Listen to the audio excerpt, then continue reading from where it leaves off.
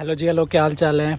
आज मैं इसकी सारी स्टोरी बताता हूँ कि ये मैंने ख़रीदी थी, ये STK प्लस मॉडल ही क्यों ख़रीदा और मुझे कितने का पड़ा, इन सब चीज़ों के बारे में। क्योंकि मुझे बहुत सारे DMs और मेल्स आए थे कि भाई आपको ये इतनी सस्ती कैसे पड़ गई, हमें तो इतने की पड़ रही है, इतने की पड़ रही है। तो उन सब चीज़ों के बारे में बात करता हूँ। पर यार बाहर ना कुछ ज़्यादा ही गर्मी है, तो अंदर बैठ के चलो बात करते हैं। तो यार ये है सेल्टॉस का STK प्लस वेरियंट, जो कि मैंने 4 नवंबर 2020 में लिया था।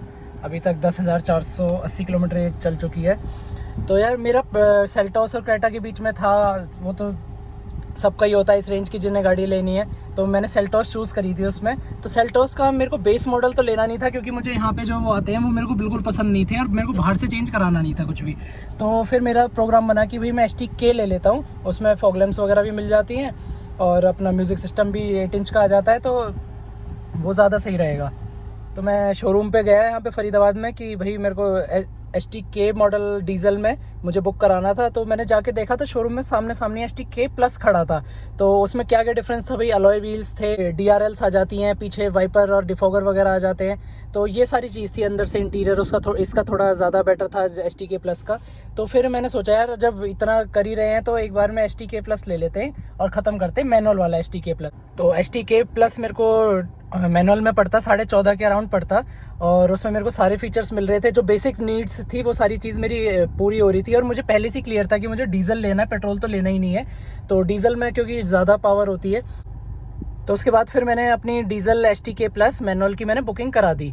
बुकिंग कराने के बाद अब यार रहा तो जाता नहीं है, उन्होंने कह दिया कि भाई 1.5-2 महीने बाद आएगी। नवंबर में बुक कराई है 1 तारीख को या 2 तारीख को, तो भाई इतने दिन बाद आएगी। अब मैं जैसे ही घर आया, अब यार वो टाइम ना कटे कि भाई 2 महीने सोच सोच के ऐसा लगने लगा कि यार 2 महीने बाद आएगी और वो है। तो इतना पेशेंस नहीं है भाई, पेशेंस लेवल 0 है बिल्कुल। उसी दिन फिर मैंने दोबारा उन्हें फ़ोन किया घर से ही कि भाई अभी कौन सा मॉडल अवेलेबल है आपके पास, आप ये बताओ। उन्होंने कहा STK प्लस डीजल ऑटोमेटिक में अवेलेबल है, तो डीजल ऑटोमेटिक में हम दे देते हैं आपको।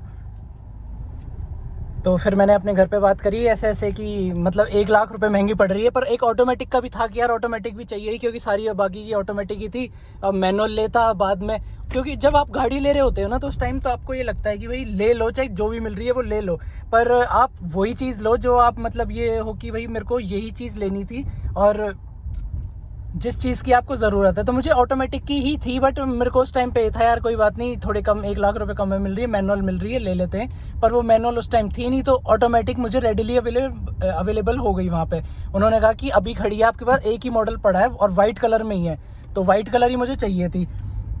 फिर मैंने उन्हें जाके अपना तुरंत ही उस दिन जाके मैंने बुकिंग अपनी STK प्लस डीजल ऑटोमेटिक में करा दी।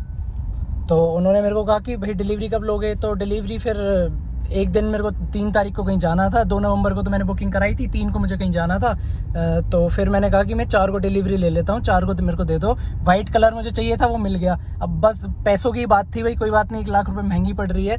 तो अपना लाइफ में मोटो है कि भाई सस्ता रोए बार बार, महंगा रोए एक बार। मतलब एक बार अगर आप महंगी चीज़ ले लोगे उस टाइम आपको लगेगा तो सही महंगी है, बट बाद में लगेगा कि वैल्यू फॉर मनी थी, सस्ते के चक्कर में रहते। तो क्या पता मैं उस टाइम मैनुअल ले लेता और मुझे 1 महीने बाद ही फील होने लगता कि यार काश ये ऑटोमेटिक होती, क्योंकि आजकल सारी ऑटोमेटिक चल रही हैं वो। तो उस टाइम ऑटोमेटिक ले ली, बहुत बढ़िया किया। तो मैंने 4 तारीख को इसकी डिलीवरी ले ली। तो अब बात आती है कि भाई मुझे कितने की पड़ी ऑन रोड फरीदाबाद में। ये मुझे ऑन रोड फरीदाबाद में पड़ी 15,22,000 रुपये की। और मेरे पास मेल्स और DM से आ रही है कि आपको इतनी सस्ती कैसे पड़ गई, किसी को 15-70 की पड़ रही है, दिल्ली में 16.5 की पड़ रही है, महाराष्ट्र में तो इवन 17,10,000 की पड़ रही है। तो आपको इतनी सस्ती कैसे पड़ी। तो यार इसका एक शोरूम उस टाइम पे 13,79 या 69,000 के अराउंड था। तो इतना इसका एक शोरूम था, ये तो ऑल ओवर इंडिया। अब ये एक शोरूम तो कहीं भी चेंज नहीं होता है, एक शोरूम तो इतना ही आपको मिलेगा। 13,69 था शायद, 69,000 का था। तो ये हर जगह आपको पूरे इंडिया में सेम मिलेगा। डिफरेंस कहाँ आता है? डिफरेंस आता है रजिस्ट्रेशन पे। रजिस्ट्रेशन हरियाणा में उस टाइम पे STK प्लस डीजल ऑटोमेटिक का 1,12,000 का था, आज वो 1,12,000 का ही है। अब दिल्ली में जाओगे तो दिल्ली में 1.5 लाख का है, और अगर महाराष्ट्र में जाओगे तो महाराष्ट्र में 2,10,000 रुपये का रजिस्ट्रेशन है। तो रजिस्ट्रेशन टैक्स के ऊपर स्टेट टू स्टेट आप वेरी कर सकते हो कि आपको किस स्टेट में कितना मिल रहा है। तो ये मेरे को 1,12,000 का इस पे वो था। ऊपर से उसके बाद मैंने जो इंश्योरेंस कराया है, इंश्योरेंस के ऊपर मैंने आपको वीडियो बनाई है ना कि एनसीबी क्लेम किया है। तो मैंने इससे पहले मेरे पास पोलो गाड़ी थी, मैंने वो सेल करी थी, तो उसका जो इंश्योरेंस का एनसीबी था, नो क्लेम बोनस, वो मैंने रिटेन किया था और इस गाड़ी पे ट्रांसफ़र कराया था, जिसकी वजह से इसका 51,000 का जो इंश्योरेंस होना था वो मुझे 28,000 का पड़ा था। इसलिए मुझे ये 15,22,000 की पड़ी, नहीं तो ये अगर एनसीबी मेरे पास नहीं होता तो मुझे 15,44,000 की पड़ती। बट अब अगर लेने जाओगे आप आज के टाइम में, जी मैं मई में वीडियो बना रहा हूँ, तो मई में इसके रेट बढ़ चुके हैं, शोरूमी रेट बढ़ गए हैं, तो आपको ये अराउंड 15,80,000 का ये पड़ेगा, ये वाला मॉडल अभी हरियाणा स्टेट में। बाकी स्टेट टू स्टेट वाइज आप कहीं किसी और स्टेट से देख रहे हो तो यार मुझे ये डीएम मत करो कि मुझे इतने की पड़ रही है, क्योंकि उस स्टेट का आप रजिस्ट्रेशन देखो, रजिस्ट्रेशन महंगा है। रजिस्ट्रेशन के ऊपर मैं वीडियो बना दूंगा कि स्टेट का सबसे सस्ता है। मैं हिमाचल में अगर इसे लेता तो मुझे ये 14.5 की पड़ जाती, तो चंडीगढ़ में लेता 14, 75, 70, 80 ऐसे इस तरीके से पड़ जाती। तो ये हर स्टेट का अलग अलग है, किसी में कम है, किसी में ज़्यादा है, और मैक्सिमम शायद महाराष्ट्र, केरला, कर्नाटका साइड मैक्सिमम है, और सबसे कम हिमाचल प्रदेश में है रजिस्ट्रेशन अभी तक। तो ये था भाई, मुझे इसलिए ये 15,22,000 की ऑन रोड पड़ी थी।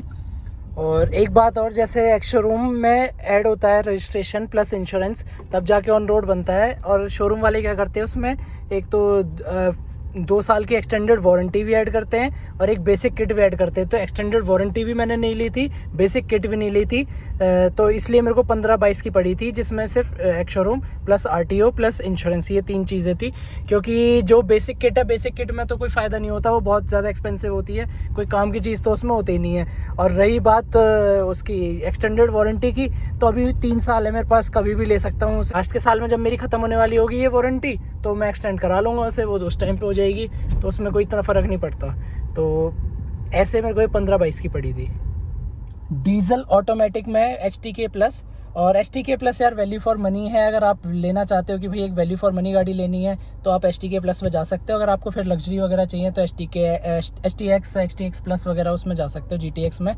तो ये थी भाई मेरी इसको लेने की कहानी, और ये मेरे को ऑन रोड 15,22,000 में इस तरीके से पड़ी थी। 1,12,000 का जो आरटीओ था वो पूरा देना पड़ता, उसमें कोई डिस्काउंट नहीं होता, उसमें कोई जुगाड़ नहीं चलता। बट हाँ, इंश्योरेंस में आप करा सकते हो, या तो आपके पास एनसीबी हो, या आपका कहीं इंश्योरेंस में कोई जानकार हो, तो आपका प्रीमियम कम हो सकता है, तो इंश्योरेंस आप चेक करा सकते हो। बाकी रजिस्ट्रेशन और एक्स शोरूम ये आपका चेंज नहीं होगा, सिर्फ आप पैसे बचा सकते हो, तो आप इंश्योरेंस में बचा सकते हो अपने अपने स्टेट में। बाकी स्टेट टू स्टेट वाइज आप रजिस्ट्रेशन अगर आप कराना चाहो तो उसमें भी पैसे बच सकते हैं।